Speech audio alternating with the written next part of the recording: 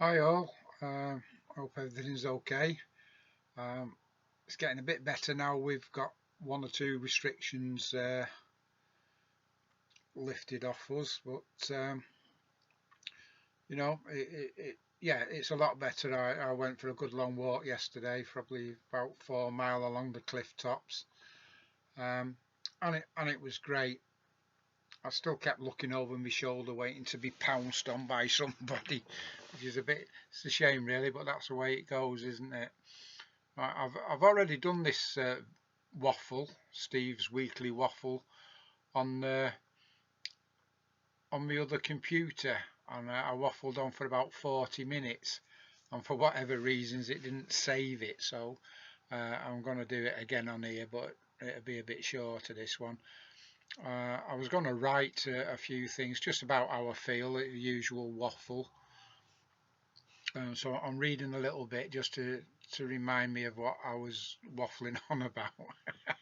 So it's old age, it's getting to me, I'm afraid. So yeah, it was nice to go out and have a walk and not be too worried about being pounced on by the authorities or by the police asking me what I'm doing, where I'm going. But I still kept looking over my shoulder, thinking that hiding behind a bush here, they'd be waiting for me. You know. Um, yeah, it was nice. It was a good walk. It was nice. It felt good. And considering I've been stuck in the same place for well over 9 weeks now, and that's the only real exercise I've had in the 9 weeks because of where I am. I just can't get anywhere to walk because of the incident that happened last year when I got hit by a hit and run driver walking on this particular road. So it's installed a bit of fear into me because it bloody hurt, and I was a couple of inches away from losing a couple of limbs, if not my life. Um, it's not the same when you're 65 and 65 now. When you're in your 20s and your 30s, you laugh it off, don't you? Think, oh fucking hell, that was a bit scary. I'll go and have a pint. It doesn't. That lack of fear doesn't stay with you as you get older. You get a bit scared because things like that hurt a little bit more. So basically, I've just stayed in the lay-by and walked the length of the lay-by um, and stayed in the van really and done a lot more things on with my life on guitars. I've read a bit more. I've done other sorts of things. Anyway, uh, yeah, what I was going to waffle on today about is what's going to happen now when these restrictions start lifting. How far are they going to lift them, and what can we expect in the future? And what I say now is my feelings about what's going to happen in the future. Everything is going to change. That's a certainty. Absolutely, everything is going to change for us. If you can see my eyes shifting, it's because I'm just reading off something I wrote the other an hour or two ago. Yeah, it's not going to be the same for sure. I personally, I've got a feeling that our freedom of movement is going to be restricted, and that's going to go over into leisure activities.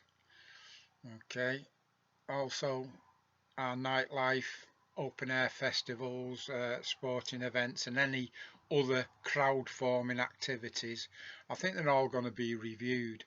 Um, and the reason I think this is going to happen is, in my eyes, this virus has opened up a gateway to this country becoming a police controlled state. Think about it, the drop in alcohol related abuse and violence and other antisocial behaviours hasn't gone unnoticed by the authorities. You know, there's been no policing of the pubs, nightclubs because none are open, so there's been no increase in violent activities where the police have had to go out and control situations. There's been a big drop in hospital admissions over weekends through drug and drink related issues, which is usually violence, isn't it, at the end of the day. You know, they've noticed there's a big difference here, and I'm sure they're thinking, well, if we can do something now while we've got this opportunity with us, we can curtail and prevent a lot of problems happening.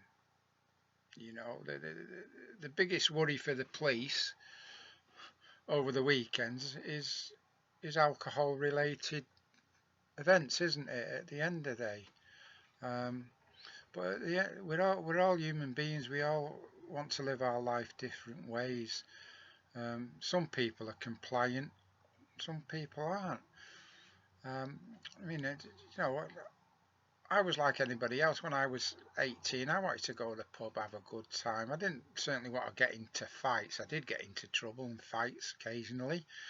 Not all my own fault. I don't think there was any occasion I was big and brave enough to turn around and pick a fight on somebody. It was usually the other way around. They probably said, "Oh, we'll have a go at that little wimp," you know. So yeah, we've all been in a situation, but that's all part of growing up, isn't it? You know. Anybody watching this is probably at some stage or another been in the pub with the girlfriends, the wife, the family, the friends, and they've been an innocent party and they've been drawn into violence.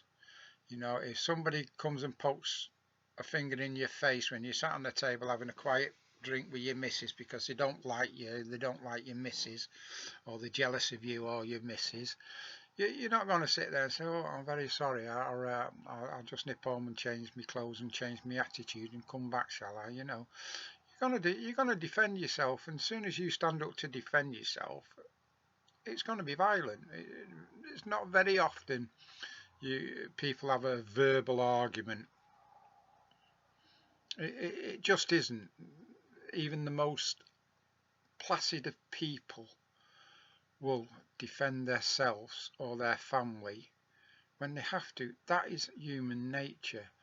Okay, I'm not talking about groups going out in a pub and saying, "Oh, we'll have a few beers and we'll have a fight." That's always going to happen. There's always going to be this alpha male attitude, isn't there, where, "Oh, yeah, I'm going to batter that little twat up over there," or something like that, or cause a bit of havoc and bottle somebody. That's always going to happen, no matter what sort of society we live in. It's always going to happen. But it's scary to think that what the future might hold for us, and I mean for everybody. I don't mean just segregating to youngsters or 18-year-olds to 30-year-olds or whatever, saying you can't go out between 10 o'clock and 12 o'clock, but the 65-year-olds can, because we can all cause trouble if we want to. You know, there's plenty of 65, 70-year-old fellas still being arrested for unnecessary, aggravated anything, violence or whatever, or just verbal violence or unrowdiness. You know, something is going to happen and it's going to reflect on absolutely everything. You think about it, if they didn't have to control football matches, rugby matches, I'm not picking any particular event here out, but they seem to want to control everything. You know, they're there at motorbike rallies, they're there at racing events, car events, motorbike events that are well organised events. I'm not on about our Sunday ride outs or things like that, to classic car shows or motorbike meetings. I'm on about every form of sport, which is, if I said to you every form of entertainment, I'll probably be hitting it on the head more than every form of sport. Going to festivals, pop festivals, any sort of festivals, freedom of movement festivals, freedom of speech festivals, or freedom of speech rallies, and not festivals, are they? They're all monitored and they're all controlled, and there's always a police presence, always. You know, they're watching what you're doing, and they don't like it, they're stepping. You're not allowed to have a public debate or anything at this moment in time because of the control that's going on with the virus. You can't stand in the street and talk to somebody, even with social distancing measures in place. Which, let's think about it logically. I don't want to die of this bloody disease, and I'm sure you don't want to die of this disease. I hopefully have got some more life left in me. I want to live my life and enjoy what life I've got left.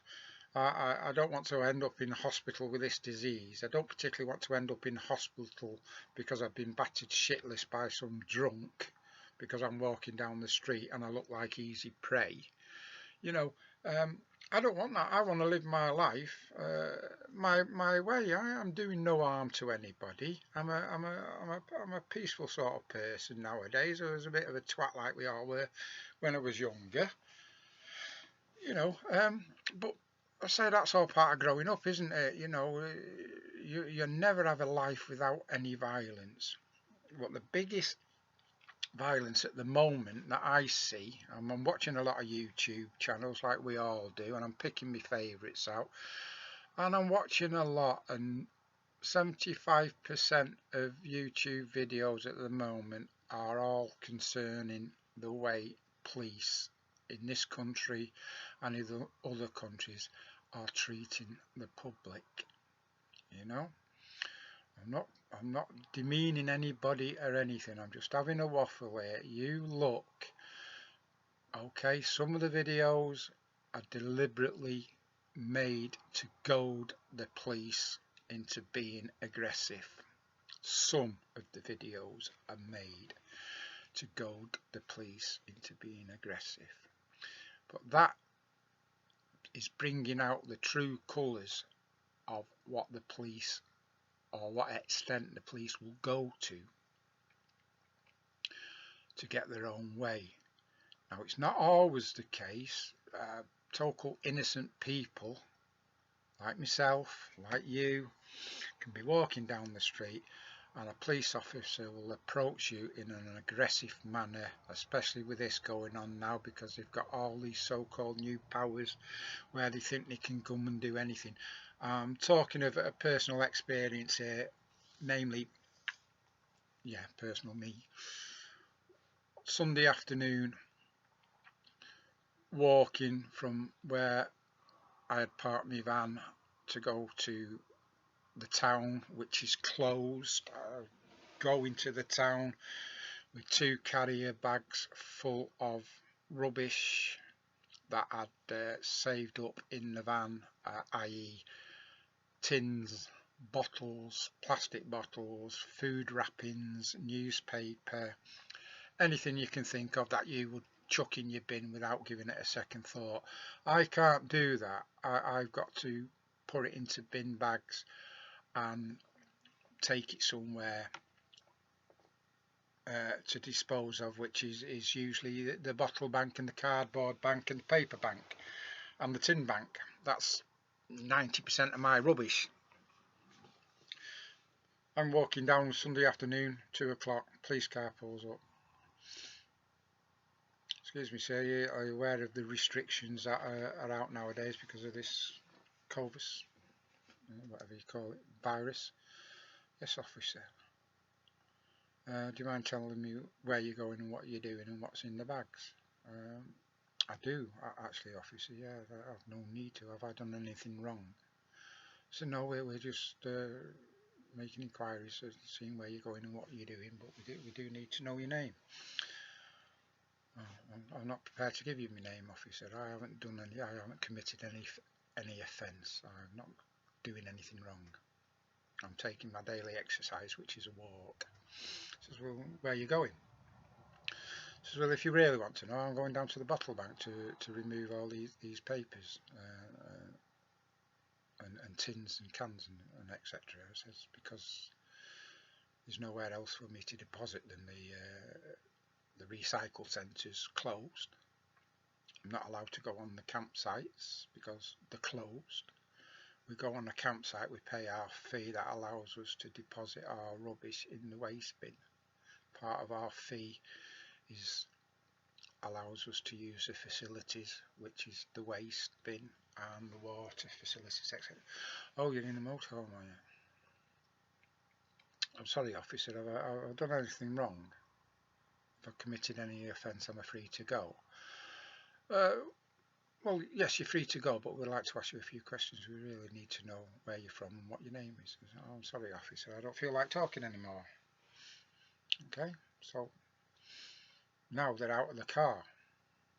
You know, a minute ago they were talking through the window with a little nod. I've not been aggressive. I'm just sticking to what I believe is my rights. Now they want to know what's in the bags. Now they want to search the bags. Now they want to search my personal bag, which would carry me phone, me wallet and personal effects. I'm sorry, officer. No, I don't want to talk anymore. I don't want to answer any more questions. Which is what I should have done and just said I'm free to go. Yeah. But you know, we're all polite to an extent. I will conform with something until it gets too personal, and then I'm like everybody else. I'm defensive. But you can be defensive without being aggressive. You can ask questions without being aggressive. And when two people get out and stand and flank you either side, puffing the chests out, it's a little bit intimidating, and it's also quite laughable when one of them's probably 20 years old.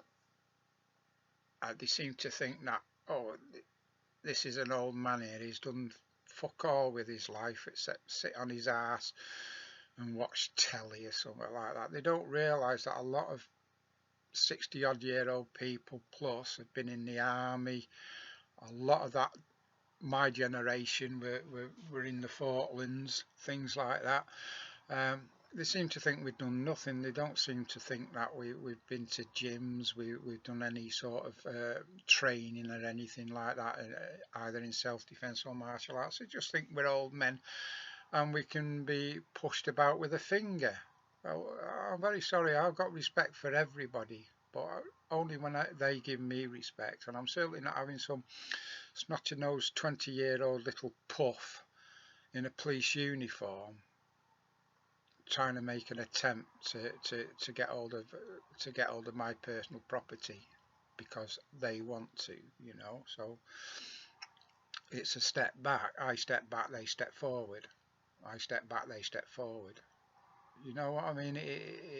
It's one of them sort of scenarios, and they really want to wind you up. They're not there for the fun of it. They want to wind you up so they can make an arrest or they can physically hurt you to get what they want. Not only is it scary, it's quite embarrassing as well, you know. But them people that do that sort of thing, they won't do that out of uniform. They're hiding behind that uniform. They're hiding behind the uniform. And that's all it is. They're just legalised bullies. And they're legalised bullies, especially in this situation. They're quoting laws and things to you that are not laws at all. They're recommendations. And to approach somebody saying, you know, it's against the law to do what you're doing when it bloody well isn't against the law. They're lying, and they're lying because they're wearing the uniform, and they're lying because they want to goad you and get you back up.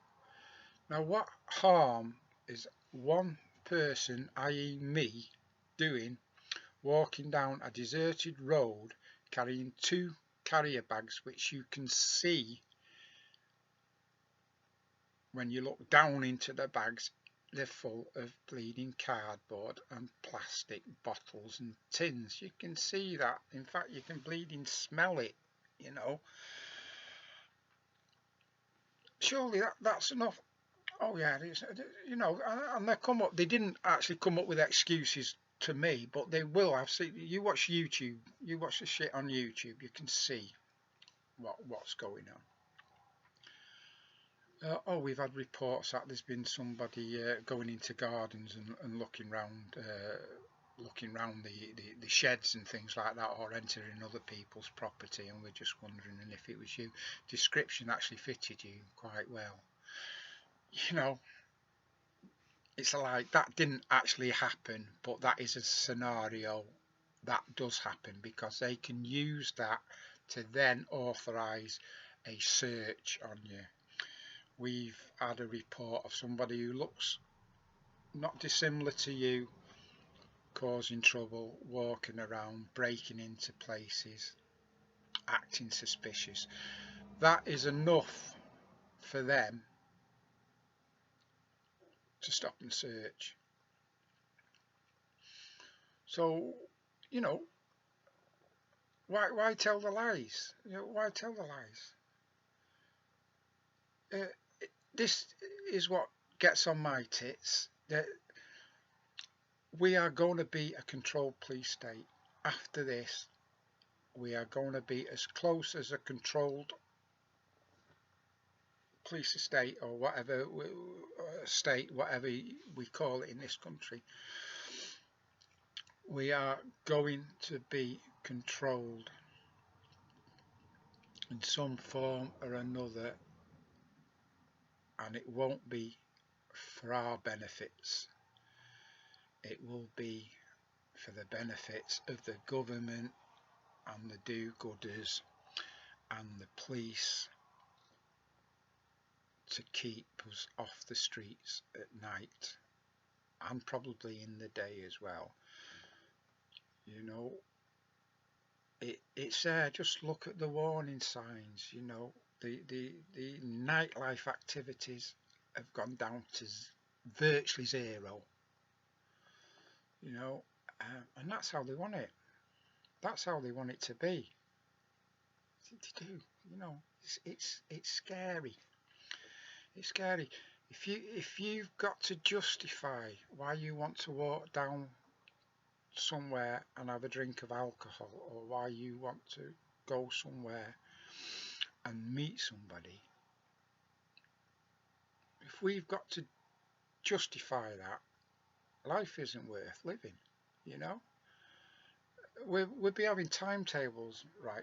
Everybody with the surname begins with S can only go out on a Wednesday and a Thursday from 9 o'clock till 10:30, and you are not allowed to have any more than 5 units of alcohol. It sounds stupid, doesn't it? It sounds stupid, but this is what my waffle is. It might sound stupid, and it probably is stupid, but it's something is going to happen, and they're going to try and control what we do and how we live our lives. You know, they've done it now. Virtually everything has stopped. Everything has stopped. You know, if they say, right, it stops forever, it stops forever, doesn't it? What can we do about that? Let me just turn this off. There's something happening there. It's all going to stop forever, and we're bollocks then. You know, all the youngsters growing up aren't going to have a life. It's going to be state controlled. Movements are monitored now. Our movements are monitored now. Never mind, you know. They know what everybody does. The guilty and the innocent. They know what we all do. And this epidemic has opened a doorway for the authorities to control us more than they're doing now. And it will come, as daft as it sounds, it will come, and the uprising from that will come as well. Okay, now the police have got more than enough powers now to do things, and they don't actually give a shit if they've got the power or not. They will do it anyway. But if it becomes like America and all the police force are issued with weapons, they will deem any act of aggression as violence, even if it's verbal aggression or any act to defend yourself from what you believe is wrong.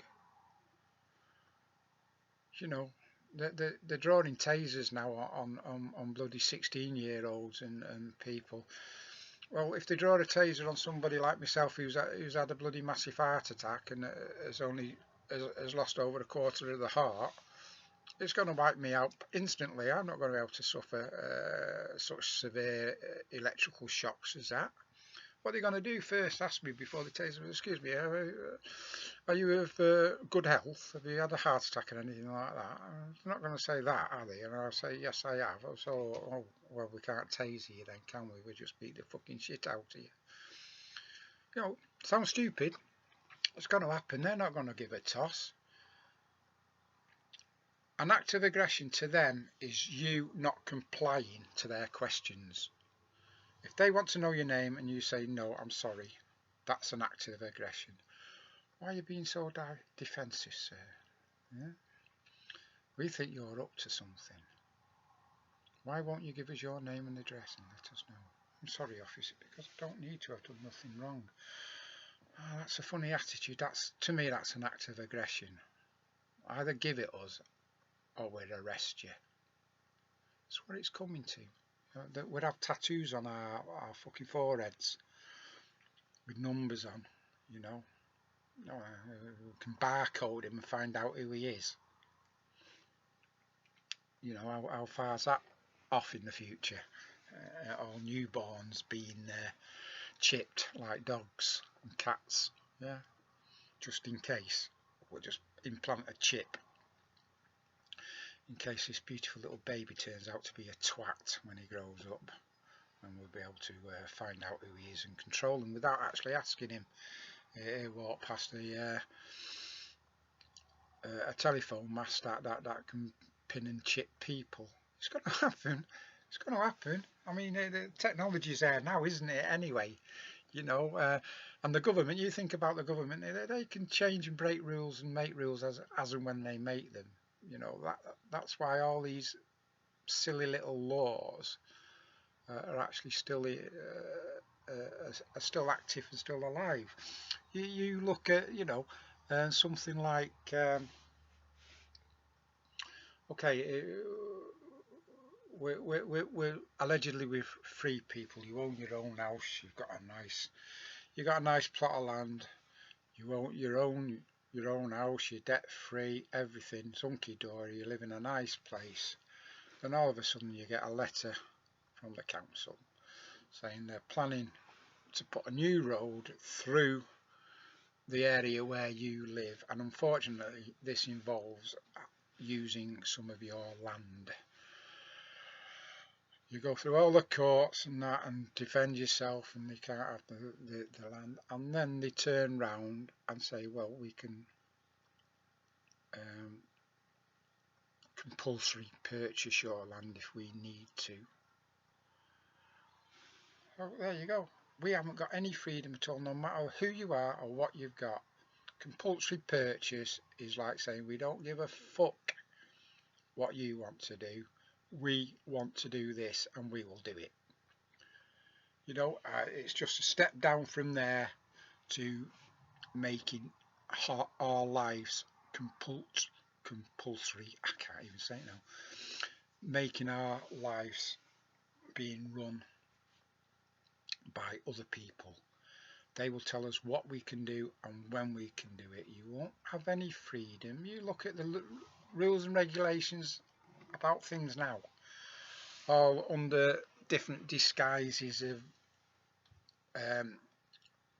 preserving the planet or preserving nature or doing this.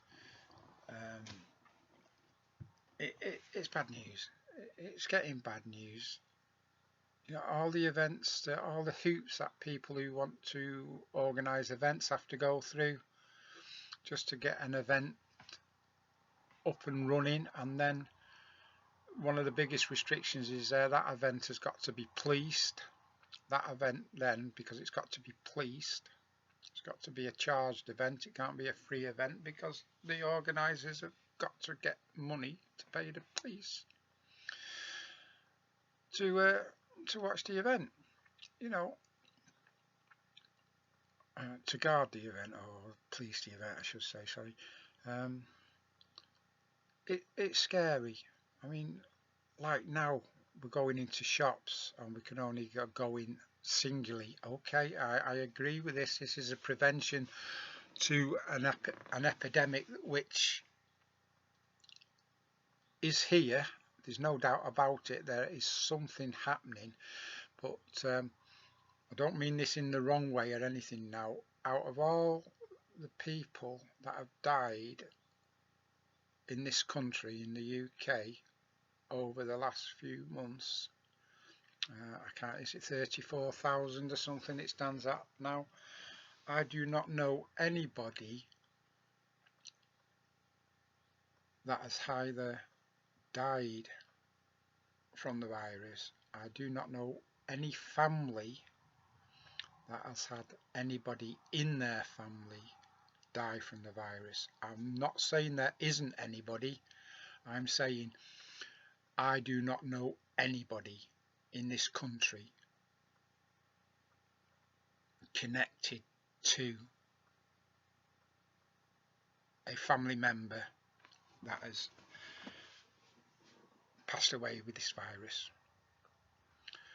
That's strange. I mean, I've been around the country and I know a lot of people in different areas of the country, and I've got phone contacts of people from the top of Scotland down to Land's End and across the sides as well, from Whitby over to Great Yarmouth. I've got all corners of I've got people in all corners of the country that I do know and I do speak to, and nobody knows anybody who has passed away from this. I know there is people out there, and if you are one of the people that are listening to my waffle, do accept my apologies. I do not mean to be offensive about this at all. I'm just stating a fact that myself personally have not been in touch or in contact with anybody who has had a member of their family succumb to this virus, and I do apologise if I've said anything that deems to be offensive to people. That's not what I'm here for. I'm just here to have a waffle of what I think and what I see goes on. I'm scared. I'm scared of what's going on. I'm vulnerable because of my condition. I'm vulnerable, and as much as I like it or dislike it, I will conform to what I'm being advised to do. But I need to go out and get food and water because I can't get on a standpipe round here and get a permanent supply of water. I have to travel for food, I have to travel for water, I have to travel for sanitary conditions, I have to move, and I'm restricting my movements to once every 8 days or something like that. In 3 months I've now covered less than 50 mile, and that is just travelling from here to a supermarket where I can get my water, I can get my fuel for the generator, I can get fuel for the vehicle if I need to, I can get supplies, and I can also get my prescription tablets I've never bothered going to the doctors. I've never bothered really in my life going to the doctors unless it was essential. I don't go down to the doctors willy-nilly because I feel a little bit under the weather. I'm doing everything I need to do to conform to the requests of the government, not the requests of the police. The police aren't requesting it. The police are trying to enforce something. I can't see how you can enforce a request. A request isn't a law, it's a guideline. You know, the biggest majority of this country have got common sense, and even the arrogant ones who don't think rules apply to them, there is an amount of common sense with them. Not all of them. There's one or two people that have been quite well known who blatantly not give a fuck about what's going on. That shouldn't be. Anybody in the public eye should have a bit more common sense than to do what they're doing, you know, flaunting it. You've got the older generation than me, the 70-year-olds, the older couples that are in the houses that are scared of going out of the door. They don't understand what's going on. They're scared of going out of the door because they're scared of getting fined 30 quid for breaking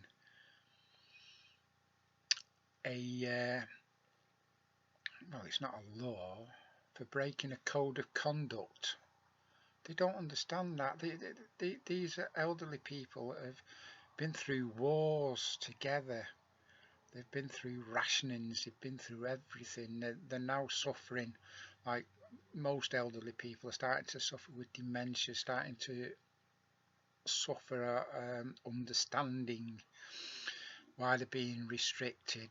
A lot of them know it. A lot of them know there's something going on, but they can't understand why they can't take the dog around the corner for a walk. You know, they don't understand that. All they want to do is take the dog around the corner. They're not going to go into a bloody supermarket or anything like that and cause havoc. They want to take the dog 100 yards up the road for a wee and bring it back again. And the police are just not allowing anybody to do anything, regardless of how safe it is. Where I am at the moment, there's empty beaches. The beaches there could take 1,000 people on them. Now, if a family of 4 who live in a house together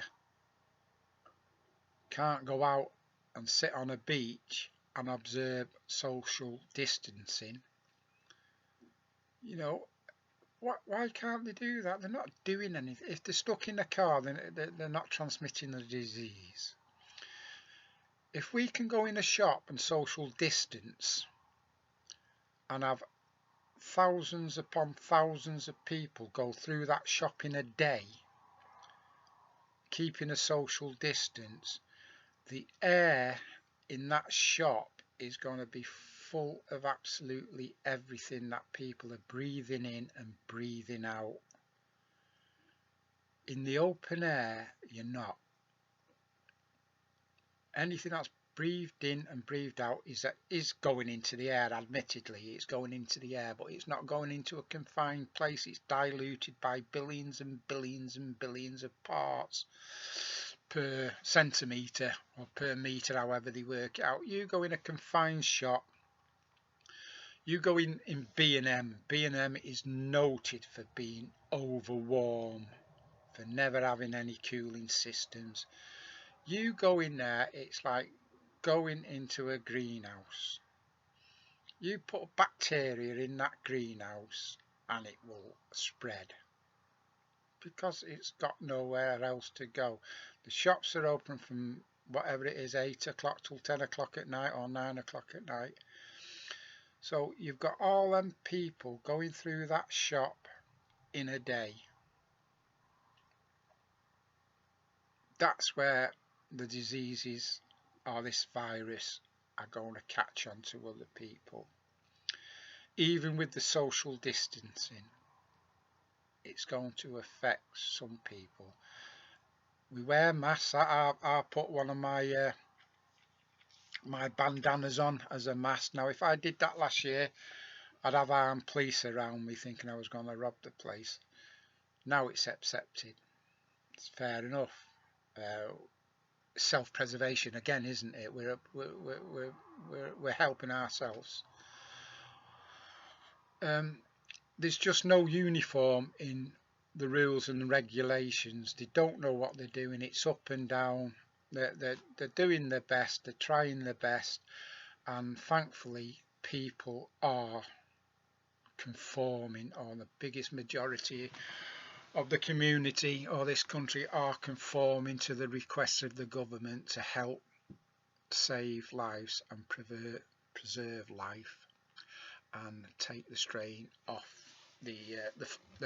off the national health, which is what we should do.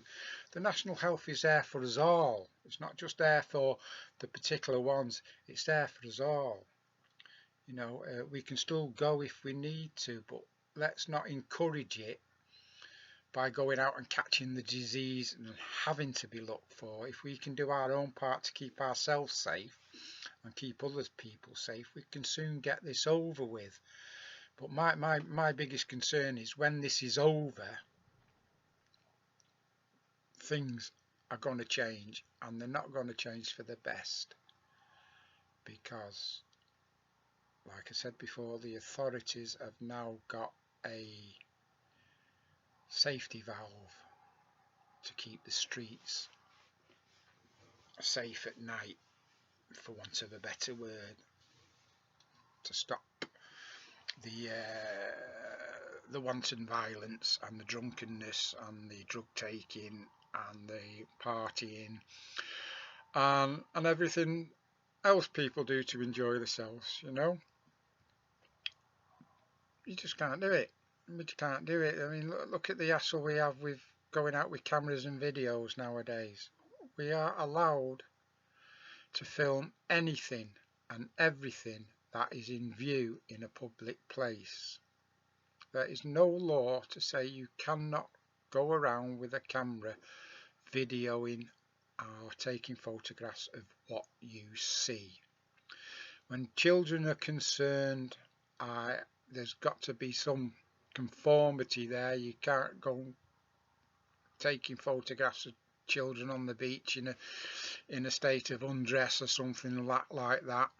But there is no law saying your photographs can't include people walking down the street, and that has got to include children as well. You know, not everybody with a camera is a pervert, you know. Otherwise you wouldn't have news on the TV and things like that, would you? We have to use a common sense as well, but they've got to take it that if you're photographing buildings, if you visited a beautiful place and you want to take photographs of the buildings and you're there with a tripod, you're not in anybody's way, and you're taking a video of a high street which has got beautiful buildings in, you're going to have people in that photograph. You cannot do anything about that. We can't close the street off while we take the photographs. We are allowed to take photographs and videos of public places. It's as easy as that. So we need to use our common sense, but honestly, I really do believe that things are going to change, and they're going to be for the worst. The only people that will benefit from this are the meek and mild, and the meek and mild won't inherit the earth, will they, at the end of the day? Okay, take care everybody, and please be safe. Nice talking to you, I think. Bye bye.